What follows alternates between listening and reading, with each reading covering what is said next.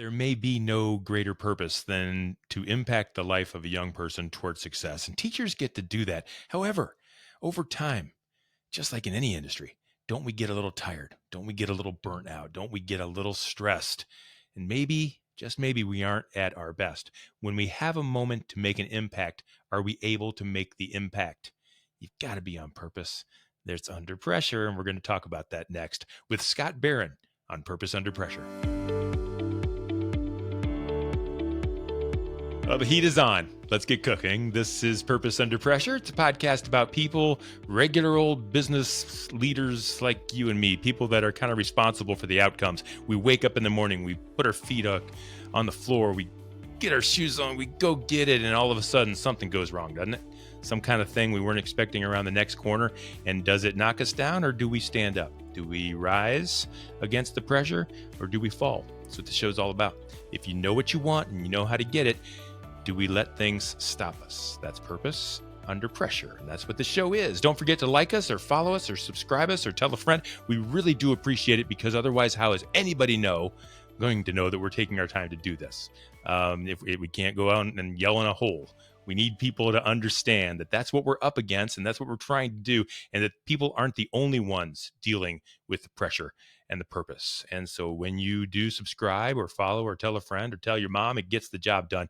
And we really do appreciate that. Purpose Under Pressure is brought to you by Sandler by the Ruby Group, serving sales professionals nationwide from Akron and Columbus and Jacksonville, Florida. They're also in upstate capital region of New York, providing sales training and business development and revenue generation strategies and skills for small and large businesses all across the country. Their sales training, yes, they are not gimmicks. They are not tactics. They are not tricks.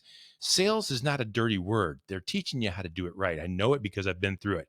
They are the right people for the right job when you're trying to do the right job, and that's trying to generate business for your company. So if you like that approach, doing things the right way on purpose, these folks are the ones you're going to want to talk to. You can check them out and find them online at therubygroup.sandler.com. If it makes you feel better, they've been promoters, partners for this podcast for all 8 seasons. They haven't stopped. They don't run. Things get weird or wild or iffy, they stick. And they're the kind of people you want training your team. So enough about them. Thank you to Sandler by the Ruby Group for being our sponsors today. My guest today is Scott Barron. He's the founder and chief reinvention officer with School Growth. And you know a little bit about me, folks, by now, because whenever I get a chance, I tell you about it. I'm a big fan of education, and I'm a big supporter of doing things right in schools. I spent time on school boards. I've spent time doing marketing for schools. And it's so important that we do things well at the education level for our kids so that the next generation gets it right. But too often we fail.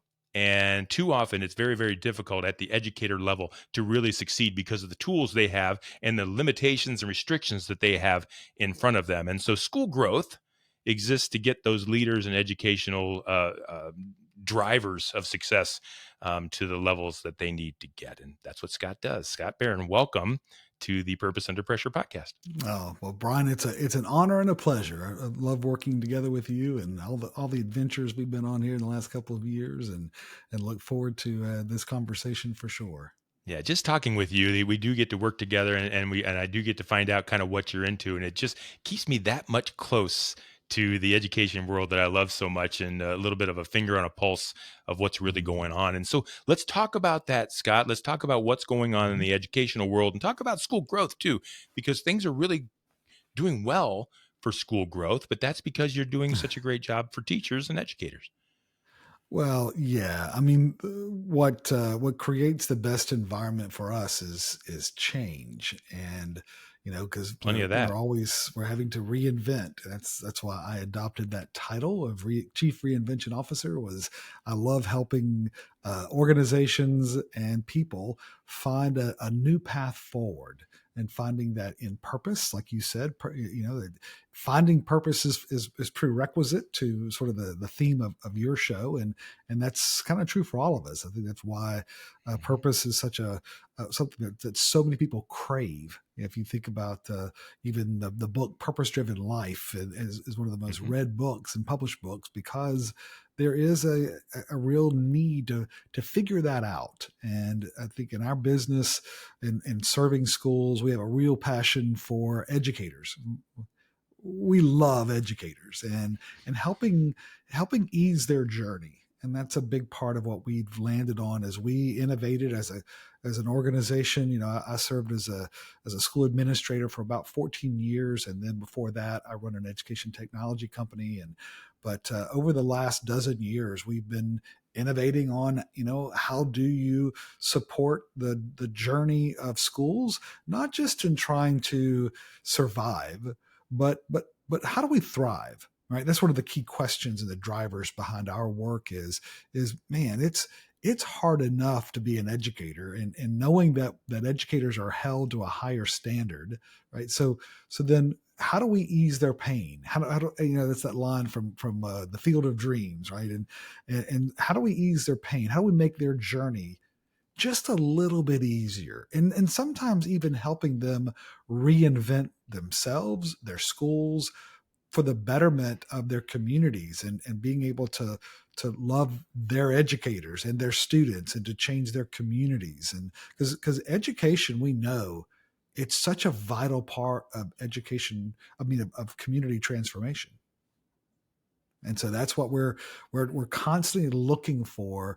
Where are those opportunities? And if in an era of change like we are in now, and if you know from your experience, educators overall are not that comfortable with change, right? And That's so, right. you know, now those that lead schools are responsible for shepherding people through this period of fairly significant, even massive change, and doing that in a way where we stick together, that we keep our heads about us, and we sustain their joy for the work and for learning.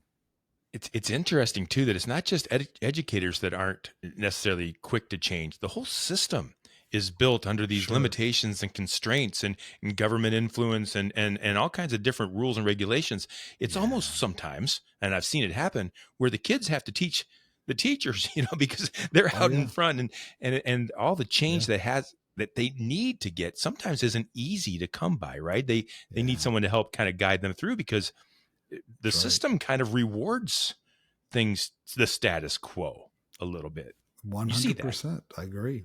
I agree. Yeah, schools typically there's a tendency to honor management versus leadership, right? Where we're trying to, just like you said, you use that term status quo, right? Hmm. Just don't rock the boat, man. Just stay on course. And of course there is a far greater adaptation among a younger spirit and mind and body, and they're able Yeah. to, you know, learn some of the tech and some of the other pieces. And that's the interesting thing, I think, that more school leaders are arriving at is understanding that, hey, what we don't want to just be, you know, a school or even just a place that's teaching a curriculum. We want to be a place that inspires. We want to be a place of excellence, right? And that's a big part of our methodology that we've kind of bought into. We've drunk the Kool-Aid, as they say, on Hmm. that pathway of good to great, right? That research that was established as, hey, you actually can become an excellent organization, but it does require discipline. You know, excellence. One of the things that we have really found as a truth in leadership at all levels, but especially in education, is excellence is not the result usually of goals. I mean, you want to have goals. You have to know where you're going, but it's really habits. Habits are what transform the journey. And so that's what we have significantly committed ourselves to. Or what are those habits? What are the habits of excellence, which are usually there's habits of character, right, of us and how we work together, and then there's habits of trust, And then there's habits of learning. And any organization, whether you're a school, whether you're running a business that's in manufacturing, distribution, it doesn't matter. If you're a leader, if you're on this podcast and you're trying to figure out how to lead, it's inevitably going to kind of come down to building a team of people who are willing to hone those habits. You have to have those habits of character, behavior, attitude, right? And then trust. We have to learn to trust each other. And then, man, if we can get those two things, if we can get people who really share a conviction together, and then they're willing to develop those habits, man, we can do some interesting things. You can learn. It really doesn't matter what business you're in. If you can build a team like that, game changer. That's what I wanted to get to next, because a lot of people listening to the show aren't involved in education, but they're involved in business and they're leading organizations and they're working with people. And these same things are happening. People join an organization with best intentions. Yeah. 5 years later, 10 years later, 3 days later, whatever it might be, things change. We change. Yes. And how do we manage that culture and that team movement going forward? So in the education world, I believe the best people in the world want to be teachers. Like, it starts from an early age. Like, I want to help people. I want to do totally good things. And I want to Yes. lead the future. And they have these great intentions. Yeah. If they have such great intentions, what happens that we need a group like yours to come and reinvigorate and reignite and stoke those fires? Because burnout happens, right? And people in all kinds of businesses know that. Like, what causes you to need to come in and fan the flame a little bit to create that kind of renewed driver towards excellence? Well, yeah. So schools are very different, and like we've done strategic planning and guidance for a wide range of organizations, and I will tell you that doing planning and figuring out culture in a school is significantly more complex. And it's not just to try to excuse what happens in schools, but in a school setting, your customers are deeply emotionally connected, even bonded to your employees, right? So your family, your students, your parents, that's right. There's a very deep connection there. And that really does change the nature of leadership that happens in a school from other forms of business. Listen, a school's a business. There's no doubt about it. They don't always see it that way, do they? Where it's it's economically viable and it has all the responsibilities of, well, it may not be a for-profit. It still, it still has to produce net revenue, right? It still has to be in business. And now I am speaking of schools that are not dependent on government structures to be able to fund them, and they're not accountable for those elements. But ultimately, I think we're moving more and more towards greater autonomy, but also accountability for schools. And so they're having to figure out, how do we lead through this? Well, schools are different, and I know a lot of people say, well, why can't schools be more like a business? Well, there are very distinct differences that it's important to at least respect and have a curiosity around. And so, as we move forward, there are things that apply in both, but in schoolwork, understanding how to lead trust. And it's a deep level of trust that you're trying to nurture and sustain in a school setting. And that's, this trust with your faculty, with your parents, with your students, with your board members, with your donors, with your community leaders, with your other influencers. And it's a pretty complex ecosystem. And so, what's one of the things that we have found is vitally important in school leadership. Again, these are things that apply across the board, but especially becomes important is communication. And communication means that I'm not just talking, right? Communication doesn't mean I'm just kind of throwing stuff out. I'm not hitting send. I'm actually creating trust. And this is where a lot of leaders, I think, confuse the terminology. Communication isn't just sending things out. Communication is building trust and engagement. And that's a really important distinction. Communication is not a goal. Good communication is not a goal. The goal is trust and engagement. Communication is just a discipline to do that. And Yeah. that so The often tool. gets confused. And then we see leaders, again, across a wide spectrum who they kind of move up in levels of responsibility. And what they begin to realize is that their habits of communication are insufficient for the responsibilities that they now have. But so often they kind of don't know what to do with that. And you've got all these, this plethora of communication tools. You got a toolbox, I mean, just that's teeming with options, right? But knowing how to use those tools effectively to build trust and engagement, that's usually where there's a drop off. And over communication doesn't solve that problem. You start firing off a bunch of emails to your target market, and you know what's going to happen, right? It's just going to be delete, delete, delete, delete, delete, Yeah. right? Yeah. You have to communication. You have to listen, right? You have to listen, and this is where we see a lot of entrepreneurs and others in different forms of leadership is they don't have the humility and the curiosity to listen, right? And to figure out how to Well, they're adapt. leaders. They're in charge. They're the ones that got to go. Come on, follow Right. me. Let's roll. Right? They Yeah. missed that idea. Yeah. If you kind of, there's a pendulum between curiosity and confidence. And if you Mm. swing too far towards confidence, you're going to get confused and you're going to miss opportunities because you're not looking, you're not paying attention.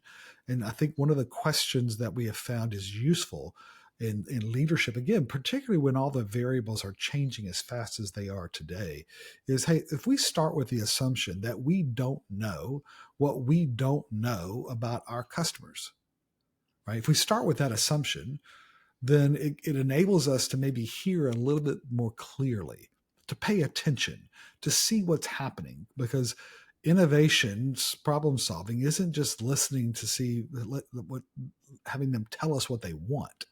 Generally, they don't know what they want. It's how do you create value? How do you create things they never even thought of before? How do you begin to solve, for their problem? But reading between the lines is a vital part of strategy development, and that's one of the things that we teach a wide range of organizations, especially schools. Is you do have to develop a very deep level empathetic understanding of your target market, and then begin to innovate and solve the problems and test, right? And that's one of the things that schools struggle with is the idea of, it's the F word. It's failure, right? Failure. Yeah. Nobody Failure wants is to do that. failure's not cool. That's To what they think. fail in schools, right? I mean, Yeah. we celebrate honor roll and A's, and wait a minute, failure. There's that line you see in social media. Ain't nobody got time for that, right? But unfortunately, that's where you learn the most, and Yeah. we want to ostracize failure in ways that really does limit sometimes our ability to listen and learn. Yeah. Because of that, not understanding where things are, not knowing what they know. Yeah. And a lot of business folk will like this answer too, I think. What should a leader look for to realize that they need to reach out to someone like you or in other industries consultant? Right. How should they realize that they're on maybe the wrong track? The ship's not sailing towards the port they're trying to reach. How do they Yeah. know when to call you, you know? Yeah. Well, I mean, seeking advice and solutions. There are some people that, Brian, my experience has been some people are naturally wired to have a humility and want help, and others just, Yeah. they're just not. I mean, so we understand that our target market for school growth, because we have our for profit and school growth, and then we have our not for profit and educators fellowship, right?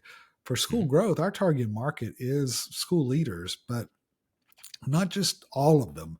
We're really trying to target school leaders who, first, they have an attitude that's coachable. I mean, they're willing to ask questions, and they want somebody who's not in the mix. And I will tell you that, having Mm. worked with coaches myself and sought advice, the purpose of having a coach or some a consultant is to accelerate learning curves, right? That's one, or it's to find economies of wisdom or scale. So one of those three, either I'm trying to figure out a way to get through and that's often where I will use a coach. I'm trying to get through a learning curve, and can I learn it on my own? Eventually, I'm sure. Yeah. But man, if I could compress that timeline, and even if I have to invest more upfront, and I can get through that better and faster, well then game on, right? Let's go So with that way. so Yeah. I think that's one of the things that I've learned in my own personal life is there are times when you need help, you need a coach, you need someone to guide you, and that's the reason that coaching is such a large industry, and consulting as well. We get to be, for school leaders, they say it's always lonely at the top, right? Well, for school leaders, it is, because it's even more lonely, I guess you could say, because they really are very limited in the people that they can confide in and learn with and from, because you've got your board, but you can't be totally vulnerable there, and you can't with your faculty or Yeah.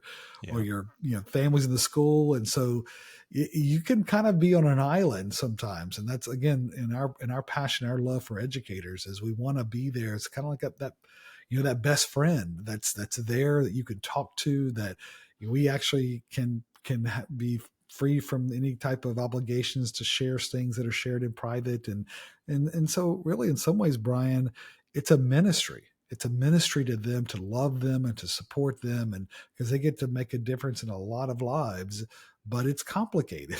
And so trying to help them figure out, again, as I mentioned earlier, one of the things we discovered is that communication in a school is much more involved. And so we actually developed a communication methodology for schools. We're actually publishing a book on that later this year, and it's called The Laws of the Grapevine. And there are certain things I could, it's funny, very often we'll hear back from different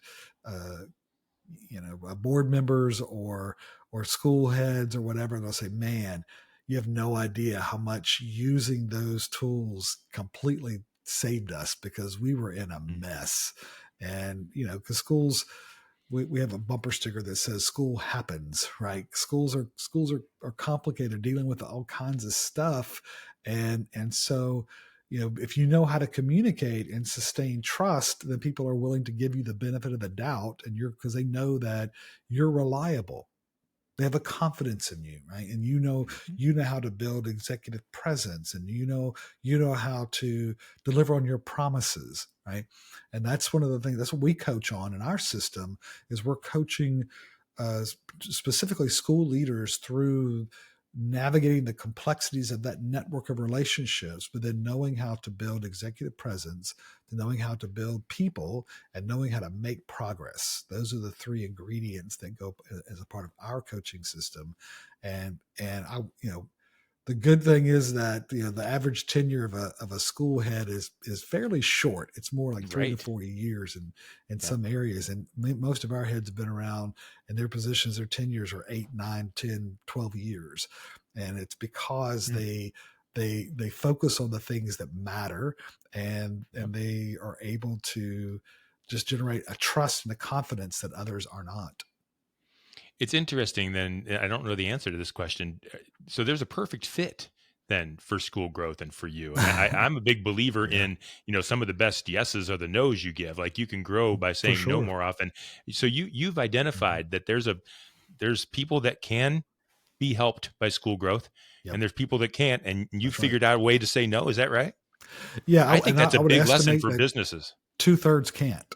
2/3 are Two not thirds. our target market. But our Yeah. target market is about a third of the market overall. Attitude, Mm, aptitude, altitude. Those are the three areas that we're looking for to evaluate in our target market. And as an entrepreneur, I will tell you that it's one of the things I have found is often underdeveloped in entrepreneurial thinking and leadership is they actually don't know who they serve. Often they've created a solution in search of a problem, right? They've come up with some tech or some other things. We coach a lot of ed tech companies and founders, and so often, you kind of drill in and say, well, tell me what you know about your target market. What are their pains? What are the things they're going through? What are you solving for?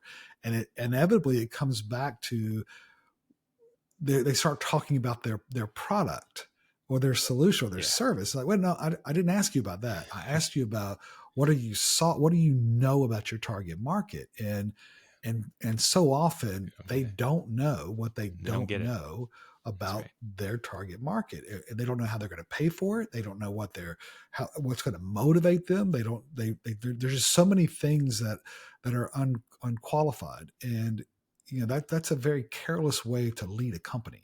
You Mm. want to be intentional, and that's nothing new. If you watch Shark Tank, you see people get up on the carpet there and they get called on the carpet, so to speak, and because they don't know their customer, they They don't know don't their know. customer acquisition costs, they don't know their numbers, right?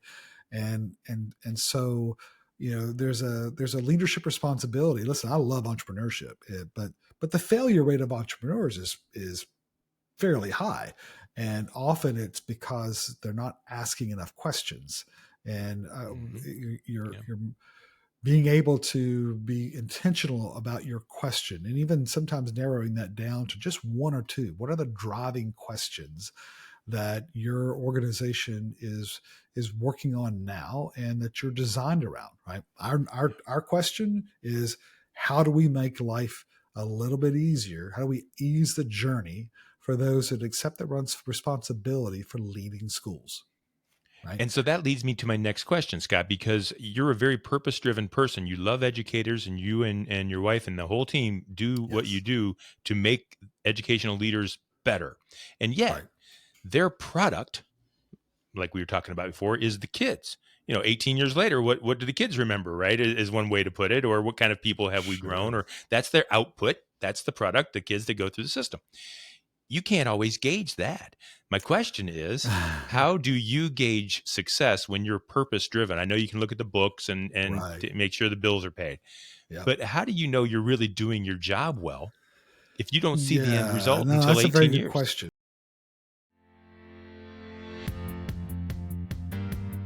Everyone in the organization needs to know how to sell. Sales is the strength of any company. Whether or not you're in marketing, operations, or even finance, everyone has a strong shared accountability towards driving top-line revenue. Whether or not you're client-facing or talking over the phone, you're able to build a stronger level of rapport with the clients. Everyone in the organization shares that responsibility to know how to sell.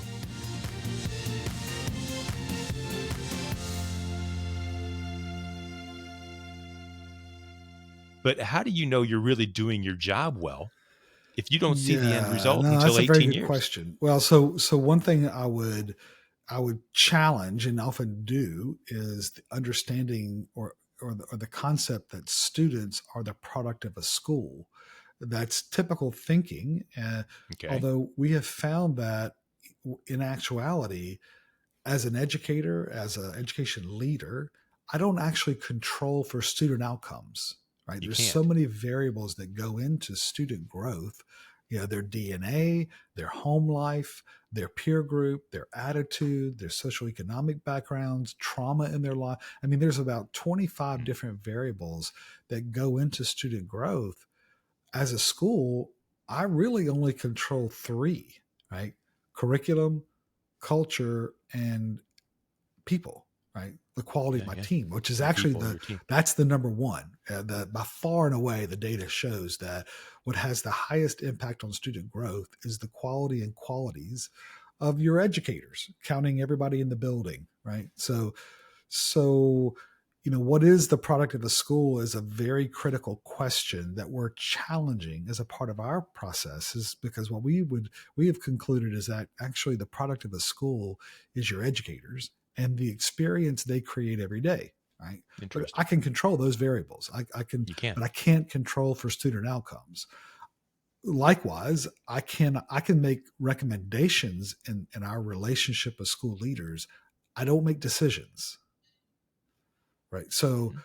so part of what we Good point. measure is the effectiveness of our tools and of our process. Are we easing their journey? Are we helping them really make better decisions? Are we helping them achieve the metrics that they're being held accountable to? And Hmm. and now I will tell you that in You can measure schools, that. yeah. But in schools, so often it's very vague, and in any type of an emotionally charged ecosystem, vagueness is not your friend. Because then we see school boards do this to superintendents or educators all the time, where they get held accountable for things that came out of nowhere. It's like, you know, it's very difficult to win when you don't know how you're going to keep score, Hmm. right? That's right. And if we're not How do you all know? playing the same game, and unfortunately, again, this is where those that are involved in leading educational systems are often put in very dysfunctional situations with an enormous amount of conflict, because we don't even have agreement on what does it mean to be successful. Hmm. Right? No, And because if that's I'm never part of basing the this on 5-year my plan, is kids, it? right? Yeah. If I'm basing this on my kids' experience or on what I've felt lately, or just whether I'm happy or whether I'm getting complaints or whatever, right? It's well, okay. Well, then if that's how you're going to measure things, then you really are looking for someone who will just kind of sustain status quo. Because if you're going to Yeah. lead, if you're going to challenge things, that's going to get uncomfortable. And in the Hmm. school world, what's really different is schools are actually very ripe places for conflict to grow. I Mm. mean, it's if you want to, if you were in the sort of the growing business and you wanted to grow conflict, schools would be the best source, the fertile soil for that, right? Because you're taking all these families and with all their features and faults, and you're putting them in this sort of this ecosystem together, and the idea that somehow that's going to come together with this great level of peace and joy and kumbaya, well, Mm. that's just not even Mm-mm. logical, right? It Yeah. doesn't minimize conflict, it multiplies conflict, because not Yeah. only are we putting them together, we're asking them to grow. Right? Well, growth is hard, growth is challenges, growth is uncomfortable, growth forces you outside of your comfort zone, right? And so, yeah, schools are the perfect scenario to see a lot of dysfunctional behavior. But the challenge for schools at all levels and all kinds, it's not the kids, it's the adults.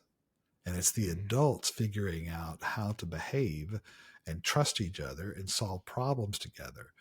And what holds us back throughout most education ecosystems, systems, etc., is having adults learn how to resolve conflict, trust each other, communicate with each other, and grow. And that includes the parents too. That's not All just the teachers all of and the us, employees. That's all of us. everybody that's an That's right. adult to do the right Yeah. thing for kids. I've got a Hmm. quick question, and it's about the same thing, and businesses will appreciate this too.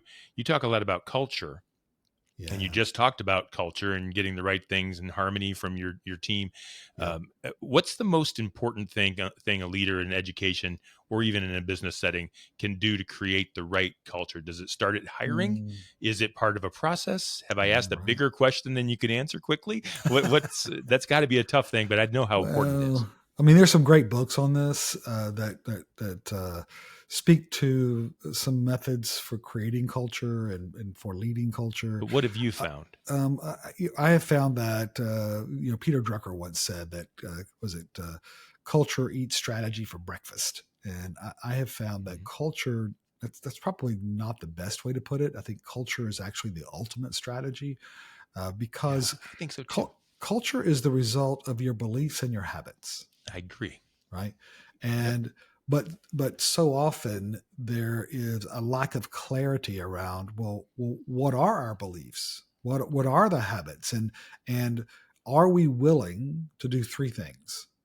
Are we willing to teach what that looks like? Right? Are we willing to create a common understanding together among our team, among our organization, that, hey, these are the things that if you're going to be on our team, these are non-negotiables, right? Because the rule about culture is what you tolerate, right? And so what are you willing to draw the line on? We call it the critical line in failure. At what point do you draw the line and say, hey, now that's a code red moment, right? That's not going to work. Yep. There's consequences now, right? And so often we see organizations where they've got some really pretty core values up on the wall, and they read well, and maybe they've even invested some time in them, but for the most part, they're irrelevant. They're not even real, because they're willing to tolerate people who consistently violate what it says, and and so the first thing is you have to be able to teach it. But the second thing is you have to be able to coach your values, right? You have to be able to provide feedback loops. How you do it? Hey, Bryan, listen, love you, man, but I need you to figure this out, because there's some things here that we're struggling with, and let's work on some things here, right? Let's grow, right? And then the third thing is, are we willing to enforce? Are we willing to hold accountability to what we say, right? And you have to have all three. If you're going to create culture, it has to be consistent teaching, coaching, and then expecting or enforcing. And there has to be a firm line there. Otherwise, culture leaks, right? It usually doesn't implode. It goes through just subtle leaks and leaks and leaks, and then it's gone, right? It's not even real. And so you do have to hire. I have found that it's a lot easier to hire people with those values and habits than it is to train your way into that. There's some things you can. We say sort of the acronym for professional development. You could PD your way through some things, but there's boundaries to that, right? Mm-hmm. So you hiring people who have a shared conviction around the mission. They've developed certain habits, as we've gone through and looked at culture. Number one is we have found it is the ultimate strategy. It is, because the advantage to culture is you can't copy culture. I can hire your people. I can copy your products, your recipes, your marketing, right? But it's really hard to copy culture, because it's the result of disciplines, of habits, and you don't copy those things, right? So it's why a Ritz-Carlton or a Chick-fil-A or some of these other organizations sustain such a significant competitive advantage, is because they don't just sell a hotel room or a chicken sandwich or whatever else. They're actually selling culture. It just happens to be that that's what's on their menu or on their services or products, right? And so if you can get to the point of a very consistent, disciplined culture, and I'll listen, where there's a love. And see, that's where sometimes you have separation. Is there has to be a genuine passion for what we're doing here, and not just what we're doing, but how we're doing it. And that's what culture is. Culture is us agreeing to certain behavioral norms and habits of trust together, that how we do it is as important as what we do. And so often we see companies that they sometimes are very successful for a while because they focus on results, and there's sometimes they have their ABC players and all these other things going on. But having accountability without love is not sustainable. Yeah. And that's why we use that line, love them and lead them, in our method, in our messaging, in our methodology. Yeah, love them and lead them, and knowing how important it is that success on the other side can change lives and change worlds. I mean, we don't just show up in the morning and go to work and come home and go to bed. I mean, we're trying to do something on purpose, and by loving and leading, you're doing it. And speaking of that, love and lead them. And as we wrap up here, I know not everybody can work with you. I know only a small percentage of schools can work with you, and certainly the businesses that are listening to the Mhm. show and the business leaders can't work with you. But there are ways to engage with you. I think Yeah. if I could hire you for any business, the business would generally gain some wisdom. But you have your weekly email updates that you do. You've got your Sure. podcast. You've got your book, Love 'Em and Lead 'Em, which is a Mhm. bestseller and Right. highly recommended for leaders of all different types of vocations. But go Yes. through some of the ways that people who can't hire you, or even some of those that might want to hire you now, could reach out to you, or at least take advantage of some of the Sure. pieces that you're Well, we putting love out. doing some motivational programs. So there's some things that we do there that's, again, around creating culture and creating these environments for people to thrive. There's all of that flows back into what we're doing for schools. So while we do some programming and other resources, we're launching the book, the laws of the grapevine, and so that will be geared towards a wide range of people because there's anybody whose role or success is dependent on relationships, which is typically a lot of people, right? Where they need to develop a trust and a relationship in their sphere of influence, then that's going to be a valuable resource for them. And so we're hoping that will be able to impact those that are involved in sales or marketing or CEOs or Good. pastors, people who work in any hospitals, as working sometimes in very complex organizations, learning the principles of communication, learning how to build trust through how you communicate will be vital. So we'll have some of that coming out, but on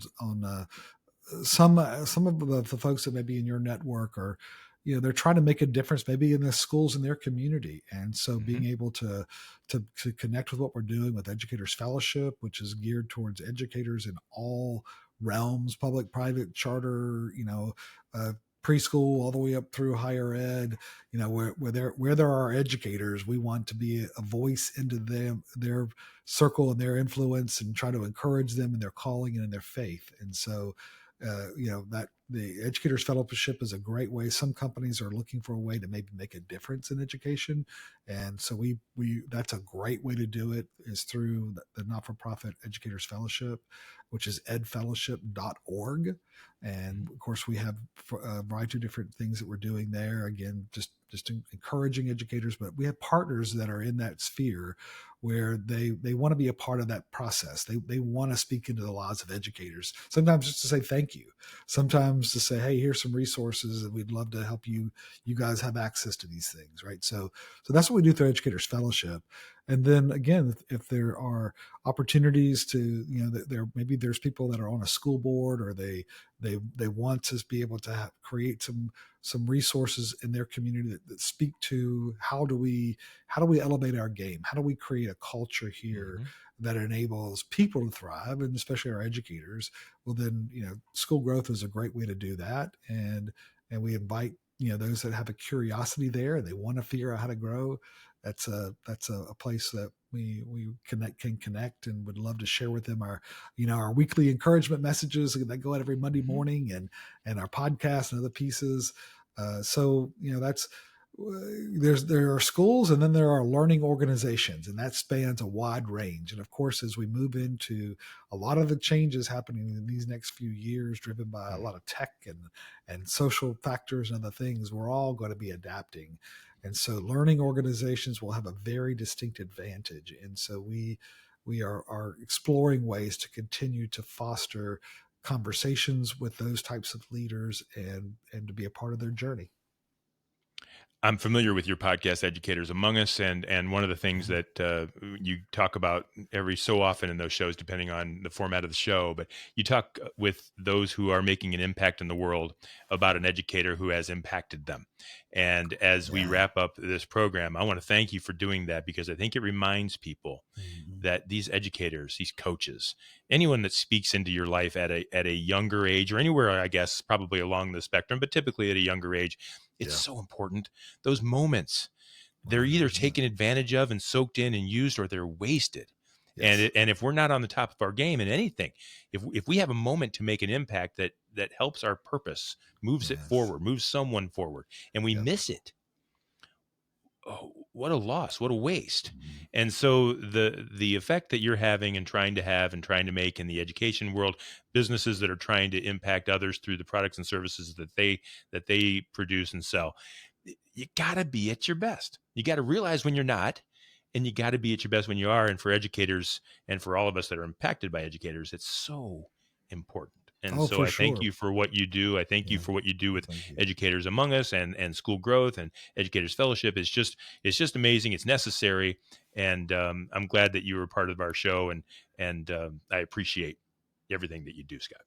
Well, my pleasure for sure. I love your focus on purpose, because yeah, everybody goes through phases where that pressure really does grow, and we have Everybody. found that those that understand their purpose and that stay committed to it, developing the necessary habits, they succeed. And so that's why, messages like what you're sharing are so important. Well, thank you. That's Scott Barron. He is the founder and chief reinvention officer with School Growth, and I hope that if there's something that he said or talked about here, that you'll check out his podcast, Educators Among Us. You'll check out his book, Love Him and Lead Him. He's got another book coming up. I think, Scott, you said Through the Grapevine.